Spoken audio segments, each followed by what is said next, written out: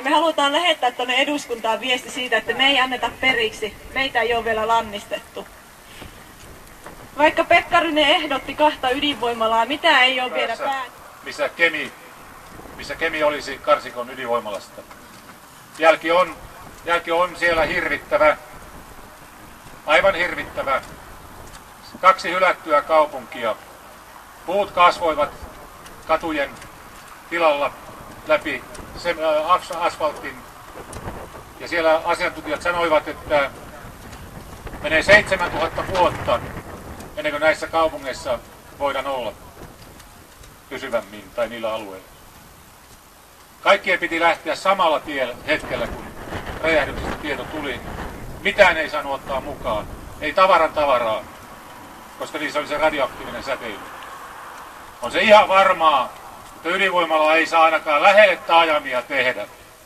Se oli varma käsitys siellä paikalla, ehkä kaikillekin Suomen kansanedustajille, mutta saa nähdä mikä kanta on sitten, kun asiasta päätetään. Ydinvoimassa on se iso riskinsä, ja se on siinä olemassa, se kysymysmerkki. Ei siitä pääse mihinkään. Ja on myöskin jäteongelma, jota ei voida koskaan ratkaista. Pitääkö yhden sukupolven todellakin tuottaa sadoille tuleville sukupolville iso ongelma? Onko se hyväksyttävää? Ei. Sitä paitsi on olemassa vaihtoehto. Se on uusiutuvan energian läpimurtomainen lisääminen myös tässä maassa. Se tarkoittaa ennen muuta metsähakkeen käytön lisäämistä. Vain 10% Lapin energiapuusta on nyt käytössä. Se tarkoittaa tuulivoiman moninkertaistamista myös meille. Kateeksi käy Ruotsia.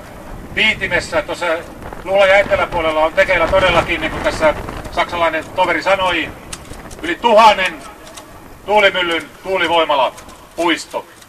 Yli 1000 tuulimyllyä tulee samaan puistoon. 2 ydinvoimalan tuotanto. Suomi tekee ydinvoimaa. Perämeren rannalle on Pekkarinen laittamassa ydinvoimaa. Ruotsi satsaa tuulivoimaa. Meillä on paljon hyviä hankkeita myös täällä pohjoisessa metsäenergian käytön lisäämiseksi energiatuotannossa.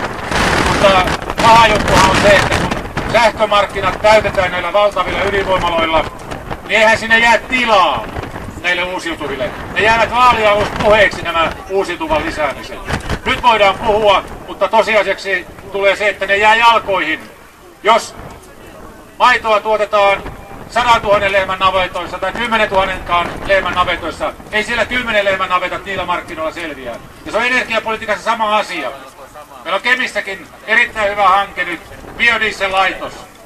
Siihen löytyy energiapuuta, siihen löytyy tekijät. 500 pysyvää työpaikkaa on luvassa sitä kautta.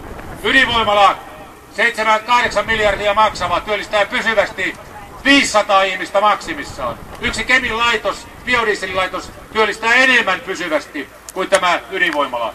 Sieltä se työllisyys paranee, mutta nyt on suuri raha liikkeellä.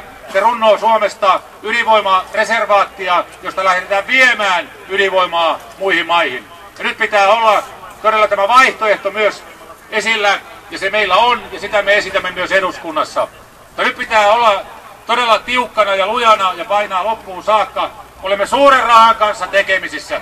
Niillä on valtava mahti, mutta kyllähän kansakin voi vaikuttaa, jos se lähtee liikkeelle ja esittää näkemyksensä.